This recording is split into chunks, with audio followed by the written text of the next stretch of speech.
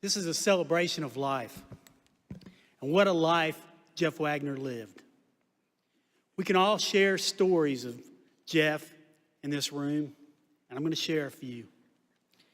There was how he used to get me to come to his house when we were younger. I've known Jeff since 6th grade. But he would get me to come there so he could get his mom to make us French toast. Even as adults, he would get me to come to Tampa with this premise: my mom will make us some French toast. And for the record, Miss Wagner makes the best French toast. I could share stories of how we used to double date in high school and practice those advanced dance moves and that we used, the smooth moves that we would use to impress the ladies. Michael Jackson was never threatened. However, Devo or the B-52s could have certainly learned a thing or two from us. I have to share one of my favorite stories, and obviously sports played an important part of Jeff's life, but he was voted most school spirit at Cleveland High School in our hometown of Cleveland, Tennessee. Go Blue Raiders. Our senior year, we were playing the Ooltewah Owls, a rival school. Jeff got this idea that we should spray paint a giant sign on a giant bed sheet and hold it up during the game. Now keep in mind, owls have feathers. I think it was clever then, and I think it's clever now, but his sign said, "Pluck the owls." Unfortunately, the school administration at Ooltewah High School did not like the sign, and they were not amused. And although we argued our First Amendment rights, that did not bode well with them. And finally, some nice police officers asked us to leave, and we did get to go. But that's not where the story ended. You see, we spray painted that sign on my parents' carport, and it had soaked through on the carport. And it became a permanent fixture at my house for a long time, although my mother made Jeff and I try to clean it up. We did the best we could, but Krylon paint does not wipe up easily.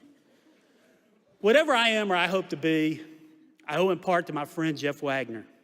No matter what talent an individual possesses or what internal strength he or she may possess, without others, we accomplish very little in this world. And as Jeff and I both learned in our Christian faith, a strong, supportive group of friends is necessary in this world. Jeff always believed in me, and I believed in him. When we find others who believe in us, we accomplish much more in life. Chances are you believed in Jeff too. People will forget what you said, people will forget what you did, but people will never forget how you made them feel. He didn't care about your race, your gender, or your faith. Jeff made everyone around him feel special. In 2003, Jeff confided to me he had leukemia. Jeff beat leukemia not once, but twice, but it took its toll. I told him at the time I had not shared his illness with anyone, and he said, "JC, share it with everybody. I need their prayers." That too was Jeff. It would be a mistake to ever define Jeff by a disability caused by leukemia. You see, we all have hardships and challenges in our lives. If not now, at some point as we age or encounter injury or illness, we all eventually need the help of someone. There was a divine plan, not just in Jeff's life, but also in our own lives as well.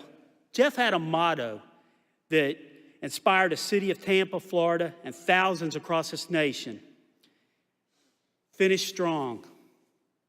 I always believed his greater message, though, was to make the invisible visible. Because of Jeff, we all learned to look after each other. And all of these efforts, you were there, all of you. When there were problems, you sustained him, but he sustained us even more. Death ends life. It does not end the relationship. The only way we take sorrow out of death is if we were to take the love out of life. Our love for Jeff will continue.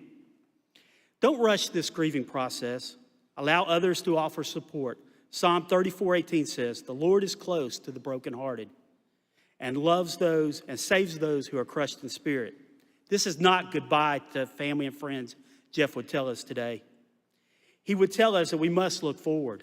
One day, we will all be reunited. Our faith reminds us that while we can't be here together on earth, one day we will be together in heaven. When we get there in the very presence of God, Only happy tears will flow. I believe that, and I believe that with all my heart. Jeff was an amazing man and an even more amazing friend. When I think of Jeff, I'm reminded of what William Shakespeare said in Romeo and Juliet. When he shall die, take him and cut him into the stars, and he shall make the face of heaven so fine that the world will be in love with night and pay no worship to the garish sun. The prophet Isaiah reminded us to look to the heavens. Who created all the stars?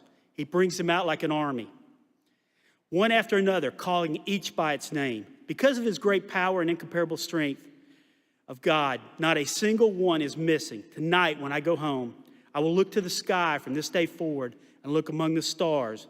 When the sun goes down and the stars come out, I will look to the heavens for my friend Jeff Wagner. And one day, we will really celebrate. We may have French toast.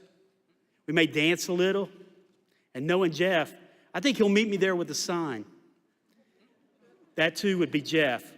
At least there are no carports in heaven.